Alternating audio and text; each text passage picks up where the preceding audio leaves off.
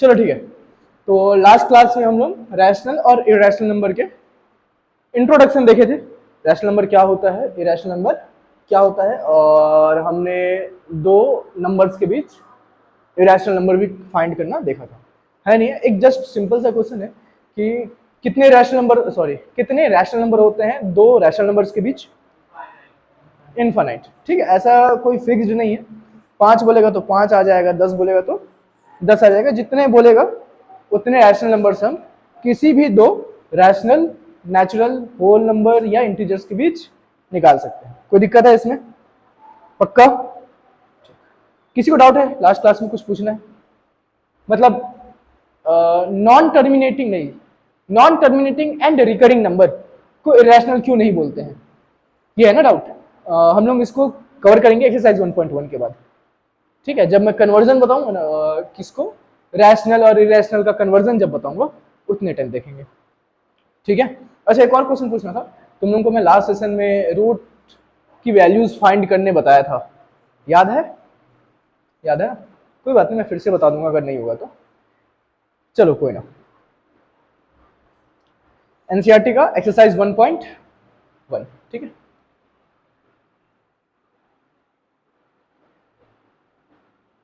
किसी को कुछ भी पूछना है? कोई भी डाउट लास्ट क्लास में? नहीं, पूछ ले, कोई दिक्कत नहीं है। याद नहीं आ रहा, क्या डाउट है? लिख के काहे नहीं रखते हो? क्वेश्चन है पहला कि क्या हम जीरो को एक रैशनल नंबर बोल सकते हैं? अगर हाँ, तो हमें यह पता है कि rational number p by Q के फॉर्म में होता है, तो p की क्या वैल्यू है और q की क्या वैल्यू है? क्या ये भी मतलब ये भी बताओ, क्या q is not equal to zero जो रैशनल नंबर होने के लिए नेसेसरी कंडीशन है, क्या ये फॉलो होगा? सबसे पहली बात, क्या ये रैशनल नंबर है? हाँ है, मतलब हम इसे p बाई क्यू के फॉर्म में लिख सकते हैं, लिख सकते हैं। p की वैल्यू क्या होगी? जीरो। q की वैल्यू क्या है? तो क्या ये कंडीशन सेटिस्फाई हो रहा है? पहला क्वेश्चन सिंपल है। Find 6 rational number between 3 and 4। फटाफट सॉल्व करो। Find 6 rational number between 3 and 4। Step by step. हाँ, find 6 rational number between 3 and 4। फटाफट सॉल्व कर दो, स्टेप बाय स्टेप। मैं वीडियो पॉज कर रहा हूँ अभी, टाइम वेस्ट होगा नहीं तो। आई मीन, तो क्या था हमारा? Find 6 rational number between 3 and 4। तो सबसे पहली बात, गिवन क्या है? हमारे पास दो रैशनल नंबर दिया हुआ है नहीं? तो 2 रैशनल नंबर्स, पहला है 3/1, दूसरा है 4/1। कोई दिक्कत इसमें? फाइंड क्या करना है? फाइंड क्या करना है? 6 रैशनल नंबर बिटवीन 3/1 या 3 एंड 4। ठीक है, अब आ जाते हैं किस पर?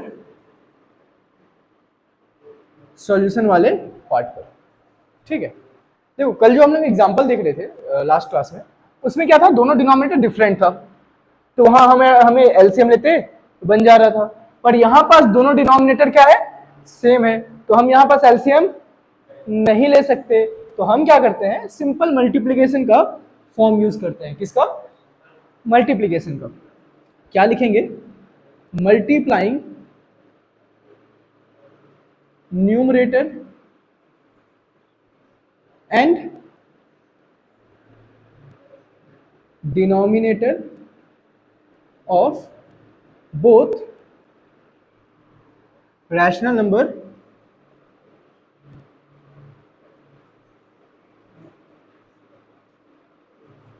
बाई, अच्छा कोई 4 से किए हो, कोई 7 से किए हो, तो कोई दिक्कत नहीं है, जिससे करना है कर सकते हो। फिलहाल के लिए मैं 10 से कर रहा हूँ। किससे कर रहा हूँ?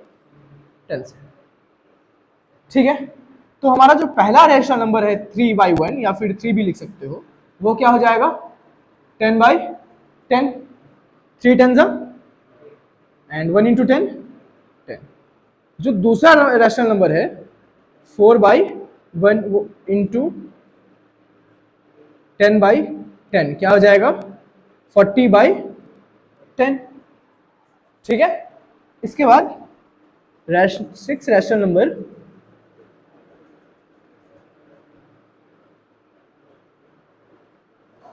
बिटवीन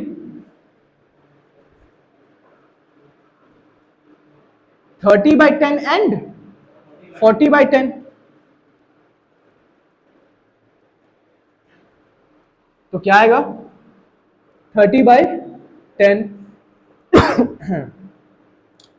31/10, 32/10, 33/10, 35/10 लिख लेता हूँ कैंसलेशन के लिए इजी पड़ेगा। फिर वैसे 34/10 भी इजी पड़ेगा। 35/10, 36/10 हो गया 6, 1 2 3 4 5 6। फिर क्या हो जाएगा 40/10। कोई दिक्कत है इसमें? इसके बाद क्या करोगे कैंसिल आउट करोगे, तो यहाँ पास तो 0 एंड 0 कैंसिल, यहाँ भी 0 एंड 0 कैंसिल हो जाएगा। इसके बाद 31 एंड 10 कैंसिल होगा, 32 एंड 10 2 16 जा 2 5 जा, फिर ये 2 17 जा 2 5 जा, यहाँ पास 5 कितने टाइम्स में कैंसिल होगा 7 जा 5 2 जा 2 18 जा एंड 2 5 जा, तो क्या हो जाएगा 3/1, 31/10, 16/5, 33/10, 17/5, 7/2, 18/5 एंड 4/1। ठीक है, इसके बाद रिक्वायर्ड रिजल्ट वाला पार्ट लिख लोगे, है या नहीं? क्या हो जाएगा यहाँ 6 rational number between 3 and 4 is, समझ में आया? कोई दिक्कत है इसमें? मैं डाल दूं? लिखना है किसी को? लिखना मैडम सर आपको? जल्दी लिख लो जिसको लिखना फटाफट।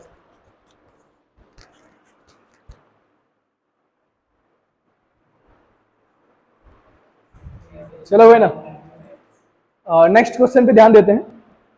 ठीक है, हाँ और सर एक बात और, मतलब अगर शेयर करना है तो आपको पता है कि मैं इन लोगों को कर देता हूँ तो इन्हीं लोगों को मत किया करो, ठीक है? बढ़िया है बेटा, शेयर करना है तो इन्हीं लोगों को कर रहे हो। चलो छोड़ो वो सब चीज, ध्यान दो क्वेश्चन पे। क्वेश्चन क्या है, find 5 rational numbers between 3/5 and 4/5। बन जाएगा? कोई दिक्कत है इसमें? ठीक, अगर दिक्कत रहेगा नेक्स्ट क्लास में पूछ लेना, बता दूंगा। ठीक है, ट्रू फॉल्स है भाई।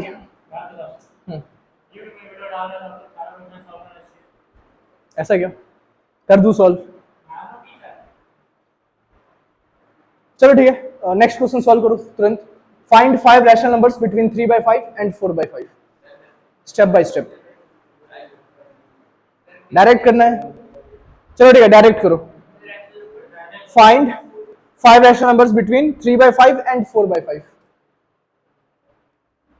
फाइंड 5 रैशनल नंबर, हाँ डायरेक्ट कर लो, कोई दिक्कत नहीं। एग्जाम में नहीं करोगे ना डायरेक्ट, समझ में आया ना? तुम लोगों का रिटर्न डिस्क्रिप्टिव एग्जाम होता है, ऑब्जेक्टिव नहीं होता है, समझ में आया? और बाबू स्पीड बढ़ा अपना तू, ठीक है? Find 5 rational number between 3/5 and 4/5।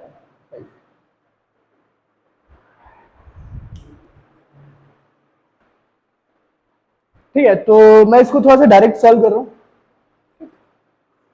क्या दिया हुआ है 3/5 एंड 4/5, एलसीएम लेने की जरूरत है नहीं, डायरेक्टली हम इसको किसी भी सेम नंबर से मल्टीप्लाई कर देते हैं। 3 6 जा 18, 5 6 जा 30, 4 6 जा 24, 5 6 जा 30। अब 18 by 30, 19 by 30, 20 by 30, 21 by 30, 22 by 30 कितना हो गया 4, 23 बाई 30, 24 बाई 30 कैंसिल आउट कर लोगे आंसर आ जाएगा। सिंपल है, कोई दिक्कत है इसमें? जरूरी नहीं है 6 से ही मल्टीप्लाई करो। देखो मैं यही चीज बताना चाहता हूँ कि इसमें अगर मान लो कि मेरा जो आंसर आया है और आपका जो आंसर आया है वो मैच नहीं कर रहा है, इसका मतलब ये नहीं है कि आपका आंसर गलत है या मेरा आंसर गलत है। क्योंकि अगर मैं यहाँ पर 6/6 ना लेकर के कुछ और ले लूँ, 7/7 ले लूँ, तो पूरा आंसर चेंज हो जाएगा, है या नहीं है? क्या हो जाएगा ये? 7 3 जा 21/35 और ये हो जाएगा 28/35। तो 21/35, 22/35, 23/35, 24/35, 25/35, 26/35 एंड 27/35। 1 2 3 4 5 ज्यादा हो गया 28/35। ठीक है, अब मेरा ही लास्ट आंसर और ये वाला आंसर मैच नहीं कर रहा है, कैंसिल आउट कर दूंगा फिर भी मैच नहीं करेगा। इसका मतलब ये नहीं है कि वो वाला गलत है या ये वाला गलत था, मतलब सॉरी वो वाला गलत था या ये वाला गलत है। ठीक है, दोनों ही सही है, बस डिपेंड करता है कि आप इसको मल्टीप्लाई किस चीज से करते हो। ठीक है, मैं बता रहा हूं क्या करते हो तुम लोग। एग्जाम में जाओगे, क्वेश्चन सॉल्व करोगे, फ्रेंड सॉल्व करेगा, फ्रेंड का आंसर देखोगे झांक के, गलत है अपना काट दोगे, मत करना ऐसा। समझ में आया मिस्टर पीयूष? ऐसा तो नहीं करता है क्या ऐसा? उसके बाद जो ट्रू फॉल्स है मैं पहले क्लास में एक्सप्लेन कर दिया था। नेचुरल नंबर जो है वो होल नंबर कहलाते हैं या नहीं कहलाते हैं। चलो एक एग्जांपल ले लो। अगर मैं नेचुरल नंबर के साथ 0 लिख दूं तो ये पूरा क्या हो जाएगा? होल नंबर हो जाएगा। कहने का मतलब सारा नेचुरल नंबर क्या होता है? होल नंबर होता है। लेकिन सारे होल नंबर नेचुरल नंबर नहीं होते। कोई दिक्कत है इसमें? तो पहला क्वेश्चन है every natural number is a whole number. सारे नेचुरल नंबर होल नंबर है, ट्रू है या फॉल्स है? ट्रू है। Every integer is a whole number. सारे इंटीजर होल नंबर होंगे, ट्रू है या फॉल्स है? ट्रू है या फॉल्स है? फॉल्स सर, नहीं पता। देखो इंटीजर जो होता है वो नेगेटिव भी होता है और पॉजिटिव भी होता है। लेकिन अगर होल नंबर की बात करो तो नंबर लाइन पर हम पॉजिटिव होल नंबर, मतलब होल नंबर जो रहता है वो पॉजिटिव नंबर्स होते हैं, है या नहीं है? तो नेगेटिव नंबर्स को हम होल नंबर्स फॉल्स। ठीक है, नेगेटिव नंबर्स को हम होल नंबर नहीं बोलेंगे, मतलब सारे इंटीजर्स होल नंबर नहीं होगा। Negative number, non positive number, मेरे आइडिया में तो नहीं है भाई। ठीक है, चलिए नेक्स्ट है every rational number is a whole number. सारे रैशनल नंबर होल नंबर होते हैं। एक बात बताओ, 2 रैशनल नंबर है या होल नंबर है? दोनों है, मतलब जितने भी होल नंबर है वो सबके सब रैशनल होते हैं। लेकिन अगर मैं बात करूं 3/5 का, क्या ये होल नंबर है? नहीं है, लेकिन रैशनल है क्या? है। मतलब जितने भी रैशनल नंबर हैं सबके सब होल हो ऐसा जरूरी नहीं है, लेकिन सारे के सारे होल नंबर रैशनल नंबर होगा। पहला ही क्वेश्चन, मतलब जैसे 3/5 होल नंबर नहीं है ना? रैशनल नंबर है लेकिन होल नंबर नहीं है। मतलब ऐसे रैशनल नंबर एग्जिस्ट करते हैं जिसको हम होल नंबर नहीं बोल सकते हैं। बोलोगे सर 0 एक होल नंबर है लेकिन रैशनल नंबर नहीं है, तो ऐसा नहीं है ना, 0 भी एक रैशनल नंबर है। पहला ही क्वेश्चन डिस्कस किए थे हम, है ना? तो सारे होल नंबर रैशनल होते हैं लेकिन सारे रैशनल नंबर होल नहीं होते हैं। आ रहा है समझ में? नहीं होते हैं। देखो मैं फिर से रिपीट कर रहा हूं एक सिंगल सेंटेंस में, सारे होल नंबर रैशनल होंगे लेकिन सारे रैशनल नंबर होल नहीं होंगे। क्लियर है? कोई दिक्कत है इसमें?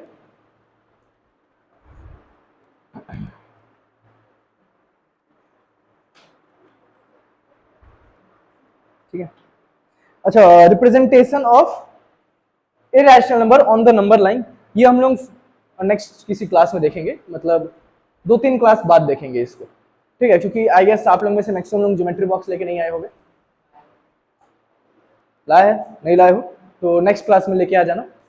ठीक है, ज्योमेट्री बॉक्स ले आना।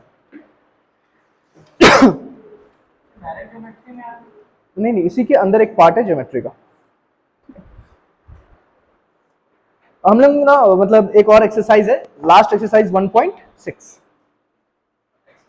एक्सपोनेंट का है, इसको डिस्कस कर लेते हैं। काफी इजी है, घर में कर लोगे इजीली, है ना?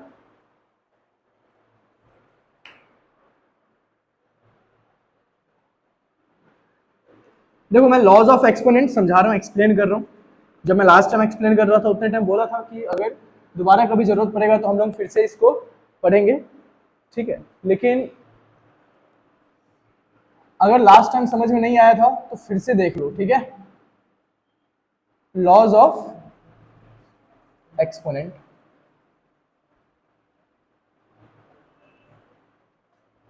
इसको समझने के लिए पहले कुछ एग्जांपल्स ले लो। क्या ले लो? पहले कुछ एग्जांपल्स ले लो। जैसे, अच्छा आप लोगों को इसका मतलब तो पता होगा क्या है? इसका मतलब 2 जो है 5 बार मल्टीप्लाई हो रहा है, that is 2 into 2 into 2 into 2 5 times. ठीक है, इंटू 2 टू द पावर 3, इसका मतलब 2 कितने बार मल्टीप्लाई हो रहा है? 3 बार। अच्छा, 2 टू द पावर 5 अगर मैं इसको एक्सपेंडेड फॉर्म में लिखूं तो 2 इंटू 2 इंटू 2 इंटू 2 इंटू 2 5 बार हो जाएगा। अब ये वाला टर्म तो कंप्लीट हो गया ना। अब क्या है हमारे पास? मल्टीप्लाई, फिर 2 की पावर क्या है? 3 बार है, तो टोटल काउंट करो क्या कितने बार हो गया? 2 8 बार हो गया, है या नहीं है? तो मतलब अब ये जो पावर है बेस सेम होने की वजह से क्या हो गया? ऐड हो गया।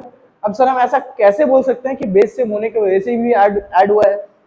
दूसरा रीजन भी तो हो सकता है। इसके लिए एक और एग्जांपल ले लो, 2 टू द पावर 5 इंटू 3 का स्क्वायर। अगर मैं इसके ऊपर ध्यान दूं तो 2 कितने बार है हमारे पास? 5 बार है, और 3 कितने बार है? 2 बार है। सॉरी, तो क्या हम इसको 2 टू द पावर 7 लिख सकते हैं? नहीं, क्योंकि 2 तो 5 टाइम्स ही है। अच्छा, 3 टू द पावर 7 लिख सकते हैं क्या? नहीं, क्यों? क्योंकि 3 2 बार ही है।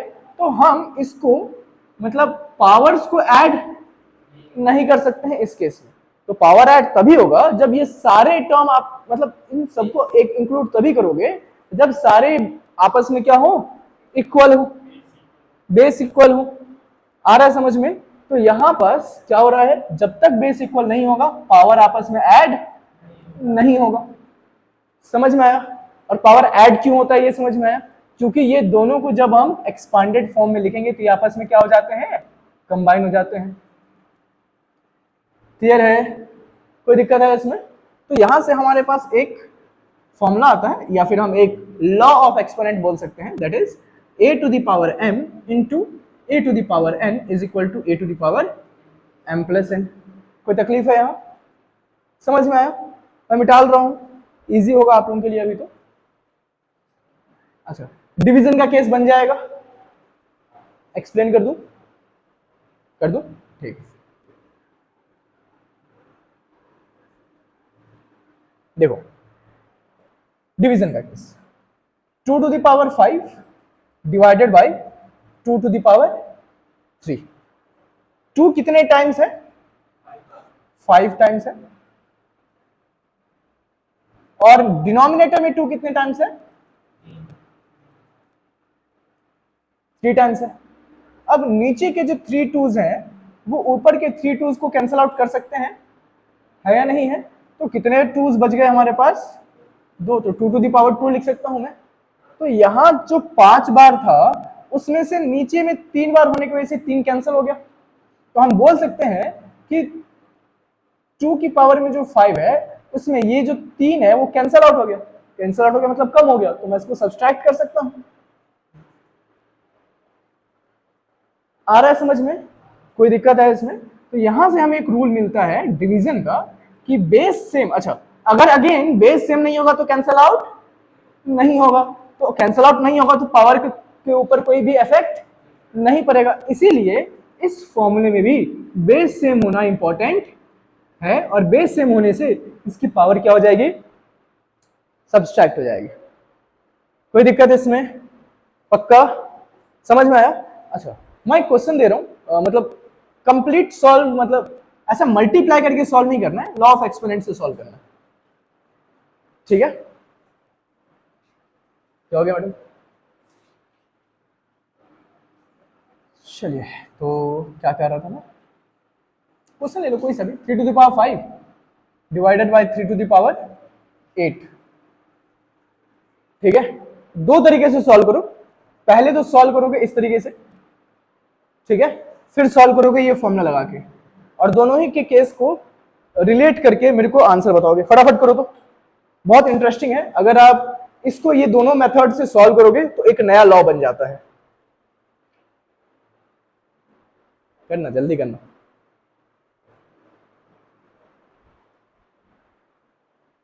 और जेंडार के निवासी नोवा सैनिक,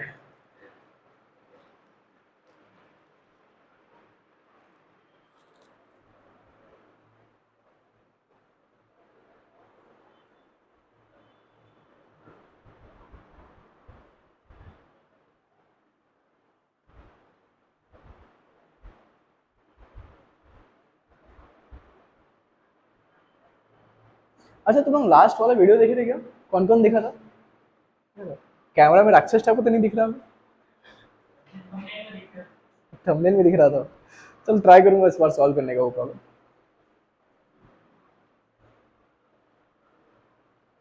क्यों आरव?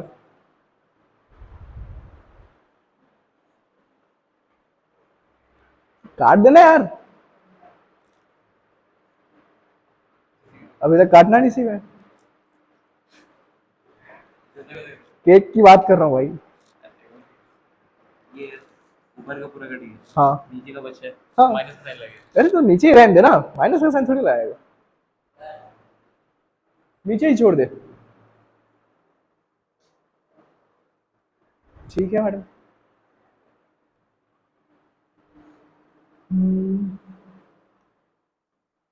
ठीक है, ठीक है।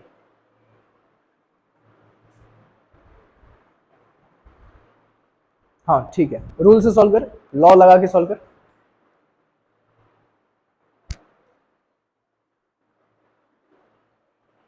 हर हर महादेव, शिव शंभो, शिव शंकर।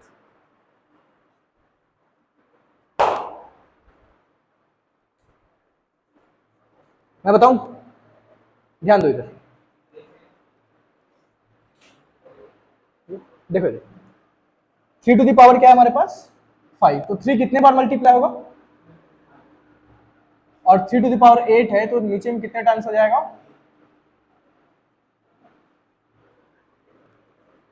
ठीक है, कितना कैंसिल कर सकते हैं हम?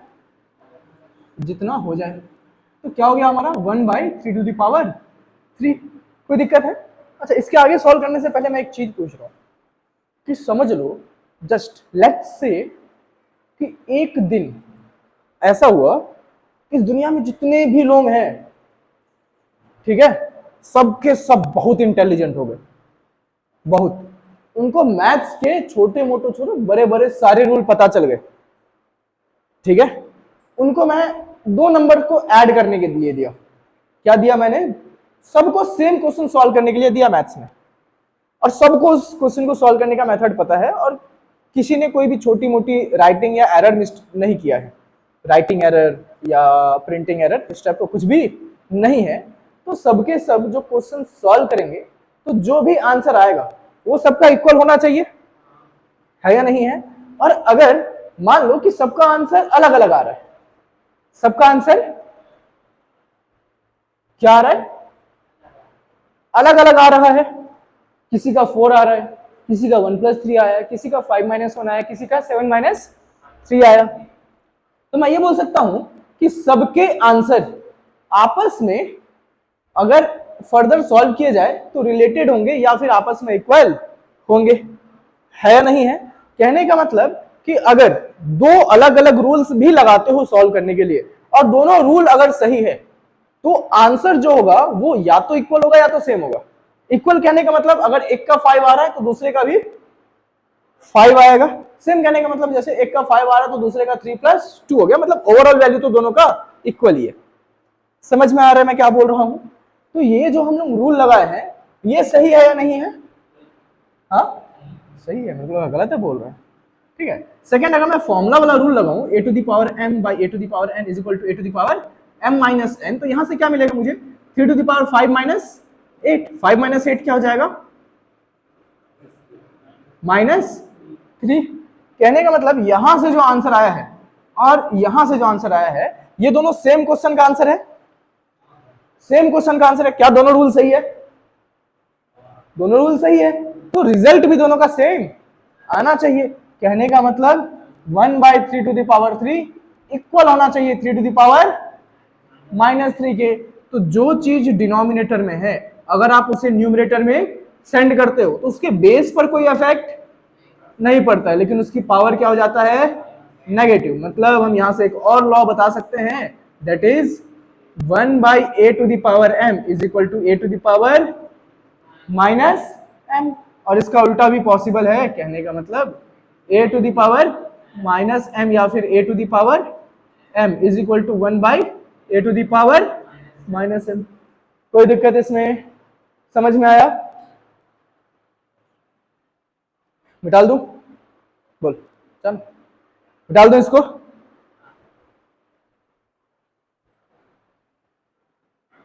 समझ में आ रहा है बढ़िया से? किसी भी टाइप का कंफ्यूजन कुछ भी?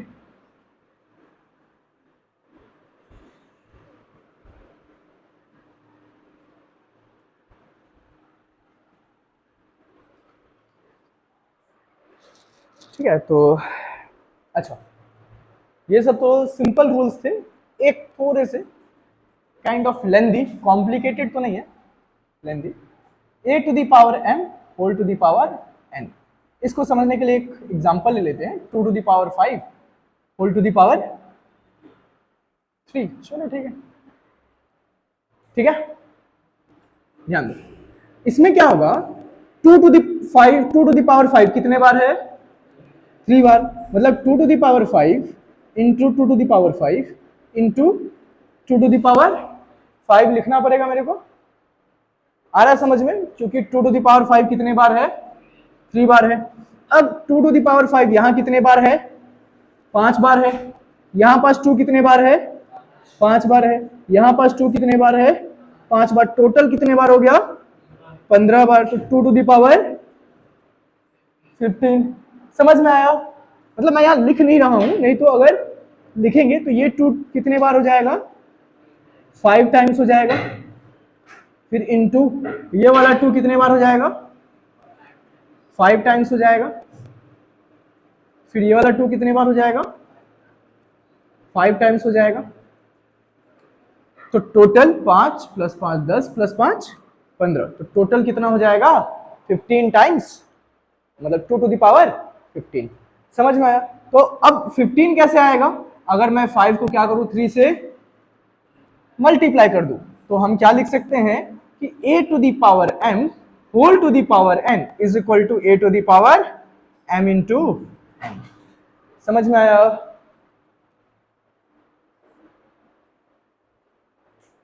मिटाल दूं?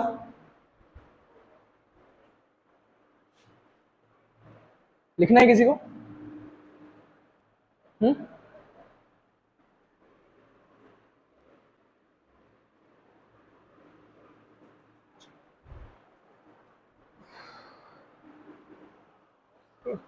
कुछ क्वेश्चन सॉल्व करें। a to the power 0? अरे कोई भी एग्जांपल ले लो, कोई भी एग्जांपल, जैसे just for example 2 to the power 5 by 2^5, ठीक है। इसको दो तरीके से सॉल्व करो, एक लॉ ऑफ एक्सपोनेंट यूज करके, कौन सा लॉ यूज करके, a⁻m by a⁻n is equal to a⁻m-n, इस वाले रूल से सॉल्व करो। उसके बाद जो डिवीजन का एक रूल होता है ना कि न्यूमरेटर एंड डिनोमिनेटर सेम है तो कैंसिल हो जाएगा, रिजल्ट क्या हो जाएगा 1। तो अगर मैं इस वाले रूल से सॉल्व करूं तो 2^5 - 5 क्या हो जाएगा 2^0, और 2^5 बाई 2^5 कैंसिल, और रिजल्ट क्या हो गया 1। क्वेश्चन अगेन सेम है, रिजल्ट आपस में क्या होना चाहिए, इक्वल होना चाहिए। कहने का मतलब 2^0 क्या होना चाहिए 1, हेंस a⁻0 इज 1 प्रूव्ड। समझ में आया? एक क्वेश्चन फटाफट सॉल्व करो। जितने भी अभी तक हम लोग रूल्स पढ़े हैं उन सारे रूल्स का यूज करके आपके एनसीईआरटी का क्वेश्चन है 64 होल टू द पावर 1/3। देखो बनता है नहीं बनता।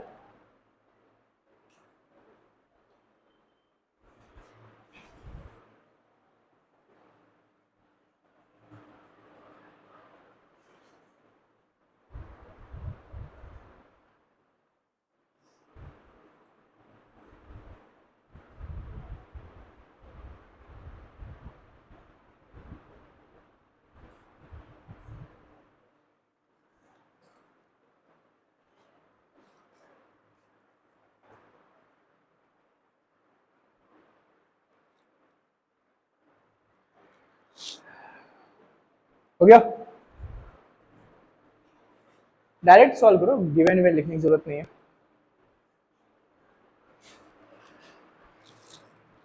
अरे